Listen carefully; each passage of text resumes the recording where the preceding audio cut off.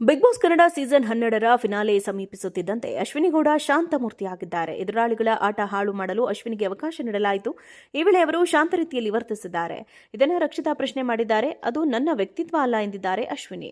ಮುಖವಾಡ ಬದಲಿಸುತ್ತಾರೆ ಎಂಬ ಅಭಿಪ್ರಾಯವನ್ನು ರಕ್ಷಿತಾ ಹೊರಹಾಕಿದ್ದಾರೆ. ಫಿನಾಲೆ ಸಮೀಪಿಸಿದ್ದರಿಂದ ಅವರು ಮಾಡಿಕೊಂಡಿರುವ ತಂತ್ರ ಇದಾಗಿರಬಹುದು ಎಂದು ಅನೇಕರು ಊಹಿಸಿದ್ದಾರೆ. ಬಿಗ್ ಬಾಸ್ ಕನ್ನಡ ಸೀಸನ್ 12ರ ಫಿನಾಲೆ ಸಮೀಪಿಸುತ್ತಿದ್ದಂತೆ ಅಶ್ವಿನಿ ಗೌಡ ಶಾಂತಮೂರ್ತಿಯಾಗಿದ್ದಾರೆ. ಎದುರಾಳಿಗಳ ಆಟ ಹಾಳು ಮಾಡಲು ಅಶ್ವಿನಿಗೆ ಅವಕಾಶ ನೀಡಲಾಯಿತು. ಈ ವೇಳೆ ಅವರು ಶಾಂತ ರೀತಿಯಲ್ಲಿ ವರ್ತಿಸಿದ್ದಾರೆ. ಇದನ್ನು ರಕ್ಷಿತಾ ಪ್ರಶ್ನೆ ಮಾಡಿದ್ದಾರೆ. ಅದು ನನ್ನ ವ್ಯಕ್ತಿತ್ವ ಅಲ್ಲ ಎಂದಿದ್ದಾರೆ ಅಶ್ವಿನಿ. ಮುಖವಾಡ ಬದಲಿಸುತ್ತಾರೆ ಎಂಬ ಅಭಿಪ್ರಾಯವನ್ನು ರಕ್ಷಿತಾ ಹೊರಹಾಕಿದ್ದಾರೆ.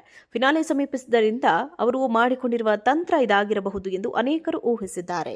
ಬಿಗ್ ಬಾಸ್ ಕನ್ನಡ ಸೀಸನ್ 12ರ ಫಿನಾಲೆ ಸಮೀಪಿಸುತ್ತಿದ್ದಂತೆ ಅಶ್ವಿನಿ ಗೌಡ ಶಾಂತಮೂರ್ತಿಯಾಗಿದ್ದಾರೆ. ಎದುರಾಳಿಗಳ ಆಟ ಹಾಳು ಮಾಡಲು ಅಶ್ವಿನಿಗೆ ಅವಕಾಶ ನೀಡಲಾಯಿತು. ಈ ವೇಳೆ ಅವರು ಶಾಂತ ರೀತಿಯಲ್ಲಿ ವರ್ತಿಸಿದ್ದಾರೆ. ಇದನ್ನು ರಕ್ಷಿತಾ ಪ್ರಶ್ನೆ ಮಾಡಿದ್ದಾರೆ. ಅದು ನನ್ನ ವ್ಯಕ್ತಿತ್ವ ಅಲ್ಲ ಎಂದಿದ್ದಾರೆ ಅಶ್ವಿನಿ. ಮುಖವಾಡ ಬದಲಿಸುತ್ತಾರೆ ಎಂಬ ಅಭಿಪ್ರಾಯವನ್ನು ರಕ್ಷಿತಾ ಹೊರಹಾಕಿದ್ದಾರೆ. ಫಿನಾಲೆ ಸಮೀಪಿಸಿದ್ದರಿಂದ ಅವರು ಮಾಡಿಕೊಂಡಿರುವ ತಂತ್ರ ಇದಾಗಿರಬಹುದು ಎಂದು ಅನೇಕರು ಊಹಿಸಿದ್ದಾರೆ.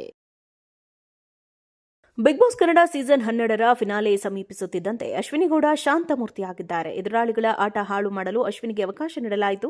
ಈ ವೇಳೆ ಅವರು ಶಾಂತ ರೀತಿಯಲ್ಲಿ ವರ್ತಿಸಿದ್ದಾರೆ. ಇದನ್ನು ರಕ್ಷಿತಾ ಪ್ರಶ್ನೆ ಮಾಡಿದ್ದಾರೆ. ಅದು ನನ್ನ ವ್ಯಕ್ತಿತ್ವ ಅಲ್ಲ ಎಂದಿದ್ದಾರೆ ಅಶ್ವಿನಿ. ಮುಖವಾಡ ಬದಲಿಸುತ್ತಾರೆ ಎಂಬ ಅಭಿಪ್ರಾಯವನ್ನು ರಕ್ಷಿತಾ ಹೊರಹಾಕಿದ್ದಾರೆ.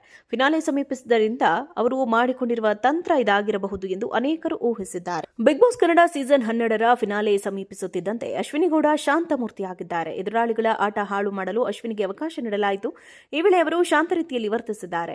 ಇದನ್ನು ರಕ್ಷಿತಾ ಪ್ರಶ್ನೆ ಮಾಡಿದ್ದಾರೆ. ಅದು ನನ್ನ ವ್ಯಕ್ತಿತ್ವ ಅಲ್ಲ ಎಂದಿದ್ದಾರೆ ಅಶ್ವಿನಿ.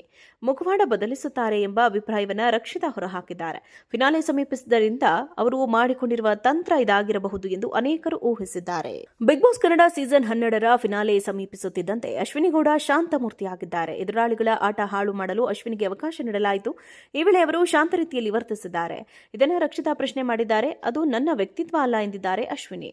ಮುಖವಾಡ ಬದಲಿಸುತ್ತಾರೆ ಎಂಬ ಅಭಿಪ್ರಾಯವನ್ನು ರಕ್ಷಿತಾ ಹೊರಹಾಕಿದ್ದಾರೆ. ಫಿನಾಲೆ ಸಮೀಪಿಸಿದ್ದರಿಂದ ಅವರು ಮಾಡಿಕೊಂಡಿರುವ ತಂತ್ರ ಇದಾಗಿರಬಹುದು ಎಂದು ಅನೇಕರು ಊಹಿಸಿದ್ದಾರೆ. ಬಿಗ್ ಬಾಸ್ ಕನ್ನಡ ಸೀಸನ್ 12ರ ಫಿನಾಲೆ ಸಮೀಪಿಸುತ್ತಿದ್ದಂತೆ ಅಶ್ವಿನಿ ಗೌಡ ಶಾಂತಮೂರ್ತಿಯಾಗಿದ್ದಾರೆ. ಎದುರಾಳಿಗಳ ಆಟ ಹಾಳು ಮಾಡಲು ಅಶ್ವಿನಿಗೆ ಅವಕಾಶ ನೀಡಲಾಯಿತು. ಈ ವೇಳೆ ಅವರು ಶಾಂತ ರೀತಿಯಲ್ಲಿ ವರ್ತಿಸಿದ್ದಾರೆ. ಇದನ್ನು ರಕ್ಷಿತಾ ಪ್ರಶ್ನೆ ಮಾಡಿದ್ದಾರೆ. ಅದು ನನ್ನ ವ್ಯಕ್ತಿತ್ವ ಅಲ್ಲ ಎಂದಿದ್ದಾರೆ ಅಶ್ವಿನಿ.